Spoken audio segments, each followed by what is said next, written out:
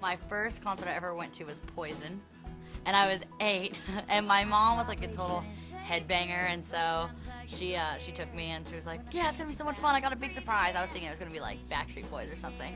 So I get there and I'm like, hey, who's that? And she's like, it's Poison. I'm like, okay. So by the end of the night I really liked it, and it was really fun. So I think that was like where I started getting into kind of like 80s rock and roll, and it was very funny. Warrant opened for Poison, and I was like, this is gonna be a night I'm gonna remember. I have lots of animals, and so to keep getting the animals and taking care of them, my mom would make me wash windows. So I had a windows cleaning service called Sparkles with a Z, and I cleaned windows up and down my street. My only customers were my mom, my aunt, and my uncle. I was cleaning her windows inside out, and I went into her like little guest house, and it was a studio, and I got so distracted that I didn't even finish my job. She came home, and I was like, okay, well, I got half of it done. I just remember there being like a bunch of guitars everywhere, and I was like, okay, I forget window cleaning. I don't really want my animals that badly.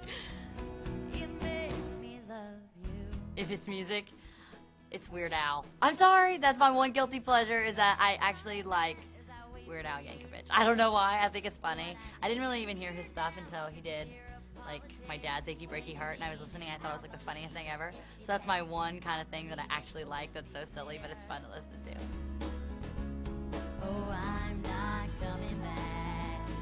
Everything that you go through in life, you can find in a song. No matter what you're going through, if you really find a song that relates to you, it can get you through anything. When I write a song, you know, when I wrote about my granddad, or when I write about, you know, a breakup, or write about this or that, I feel like sometimes that's better than talking to anyone else. Kind of just like letting my guitar take my emotions. Sometimes there's just things that you don't feel like are gonna get any better, and a song will give you hope.